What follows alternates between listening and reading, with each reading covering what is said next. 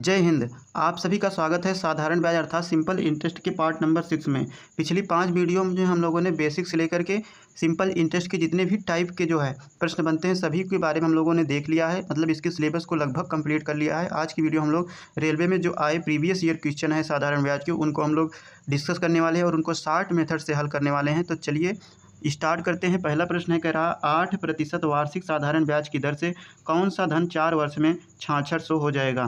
तो यहाँ पर 8% साधारण ब्याज की दर है और 4 वर्ष में मतलब 1 साल में 8% ब्याज बन रहा है, तो 4 साल में कितना ब्याज बनेगा। तो 4 साल का ब्याज हो जाएगा 8% गुणे 4, तो ये आ गया 8 चौके 32%, मतलब मूलधन में 32% ब्याज जुड़ेगा तो मिश्रधन हमें मिलेगा। तो यहाँ पर जो है ये क्या दिया गया है, में 6600 हो जाएगा, मतलब ये मिश्रधन दिया गया। अगर हम मान लें कि मूलधन कितना है, मूलधन मान लें कि 100% है, तो हमारा जो मिश्रधन हुआ वो कितना हो जाएगा 132% हो जाएगा। अब यहाँ पर ये धनराशि कितना हो गई है, जो मिश्रधन है वो कितना हो गया है, हो गया 6600। कितना हो गया 6600। तो इसको हम लोग डिवाइड करेंगे, तो यहाँ पर 66 से डिवाइड कर देते हैं, तो 66 दूना 132 होता है और यहाँ 100 बचेगा और 2 से डिवाइड करेंगे तो 50, मतलब ये कितना गुना हो जाएगा 50 गुना। तो इसमें भी हम क्या कर देंगे 50 से गुणा कर देंगे, तो ये 100 का 50 से गुणा करेंगे तो यहाँ पर 5000 रुपये आ चुका है इसका मूलधन। मतलब साधारण ब्याज जिस पे लगा है वो राशि कितनी थी, तो वो थी 5000। तो ये शॉर्ट तरीका है, आप लोगों इसको जो है देख सकते हैं, यहाँ पर शॉर्ट तरीके से इसका आंसर आ चुका है बगैर सूत्र की सहायता से। चलिए क्वेश्चन नंबर 2 को देखते हैं। कितनी धनराशि 6 वर्ष में 4% वार्षिक साधारण ब्याज की दर से 496 हो जाएगी। तो यहाँ पर 6 वर्ष में 4% की दर से ब्याज लगा तो 496 हो गई, मतलब 1 वर्ष का ब्याज कितना हो गया 4%, तो 6 वर्ष का कितना हो जाएगा 6 चौके 24%, मतलब यहाँ पर टोटल ब्याज कितना लगा है 24%। मूलधन पर 24% जोड़ेंगे तो ब्याज हो जाएगा।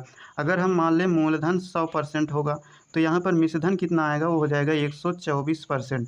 और यहाँ पर मिश्रधन दिया गया है कितना हो गया है, मतलब जो धन है कितना हो गया, वो हो गया 496। कितना हो गया है 496। इसका हम 4 गुना करेंगे तो यह आ जाएगा 496। 124 का 4 गुना करेंगे तो 196, तो 100 का भी 4 गुना कर देते हैं तो 100 चौकी 400।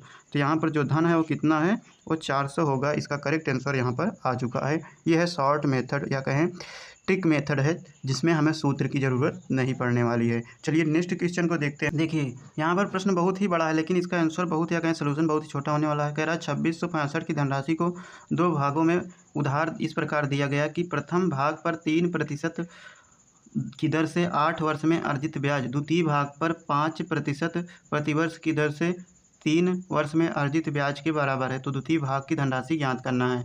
तो हम मान लेते हैं जो सेकेंड भाग है, सेकेंड भाग जो है उसकी धनराशि x है, तो फर्स्ट भाग की धनराशि हो जाएगी 2665 माइनस x, ये हो जाएगी। तो चलिए पहले हम लोग फर्स्ट भाग पर ब्याज निकालते हैं। तो फर्स्ट भाग पर ब्याज हो जाएगा 2600, पहले हम मूलधन लिखेंगे 2665 माइनस x।